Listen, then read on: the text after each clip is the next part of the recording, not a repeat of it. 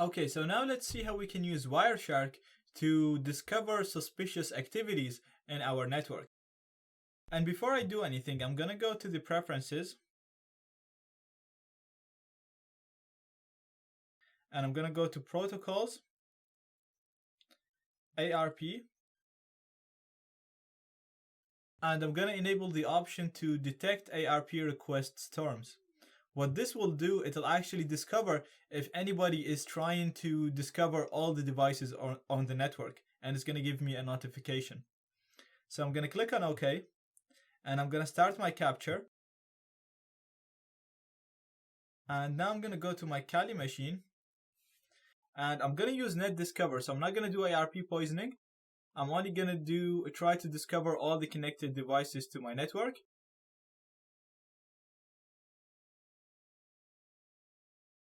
So we're using exactly the same command that we used before, NetDiscover, interface, and the range. I'm gonna hit enter.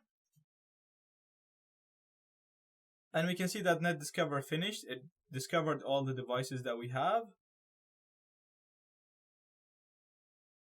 So if we come here, even before we look at the output of the notifications, let's just look at the packets that have been generated. You can see that there's a device here. This source is broadcasting, so basically it doesn't have a destination. It's asking all the other devices in the network, and it's inquiring about each possible IP. So it's basically asking who has this IP and tell the 67 IP. And then it's asking who has the 241 IP, tell the 67. Who has the 251, tell the 67. And it's doing this for every possible IP. So it's basically checking if any possible IP in the range exists, and it's asking to return the response to the IP at 10.20.14.67. So from this, we can deduce that someone is trying to discover all the connected devices, and that someone is at 10.20.14.67. Now, if we go on the Analyze and Expert Information, you'll see that we detected an ARP packet storm. So basically it means that there was a single device sending a very large number of ARP packets. So they're probably trying to discover connected devices or trying to discover connected ports. So it's telling us that this person is trying to do something suspicious. Now let's go, and I'm gonna do a ARP poisoning attack using man-in-the-middle framework, and we'll see if we can get any notifications or warnings in Wireshark.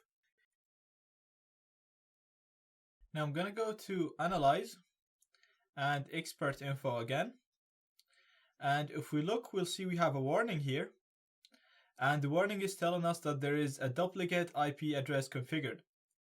So again, this is telling us that the IP address of the router had two different MAC addresses. What this means, basically, it means that someone was tampering with this and tampering with our ARP table, trying to place themselves in the middle using an ARP poisoning attack. Now we've seen a number of methods to detect ARP poisoning. Let's discuss how we can prevent it or protect ourselves from it. Now I'm just going to run an ARPA, and we're going to look at our table.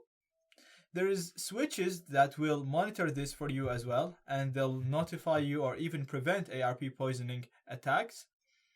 Another way to do that is, if you look at here, if you look at your router, you'll see that this entry in the table is dynamic. So the type of this entry is dynamic. What that means, it basically, this can change.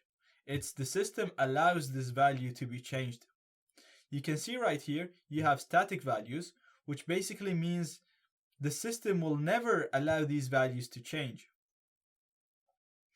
So you can use static ARP tables, which basically means that you'll have to configure each IP address. So you have to actually configure your ARP table and map each IP address to the MAC address, to the relevant MAC address. But once you do that, even if someone tries to send a response to your computer trying to change it, the system will refuse to change anything because you configured your ARP table to be static. The only problem with that is every time you connect to a network and every time there is a new device connecting to your network, you'll have to manually configure that device to work with your network. So it's not a very useful solution if you're in a big company or if you're in a big firm, but maybe in a small house or in a small company, then this would be a really good solution to prevent ARP poisoning attacks, because everything is going to be static. You're going to have to set it up manually. But when someone tries to do an ARP poisoning attack, even if their attack is successful and they use the best tools they can, your table is set up in a way that it's fixed. It can't be changed. So the system will always refuse to change the values of the MAC addresses, which will basically mean ARP poisoning attacks will never work against you.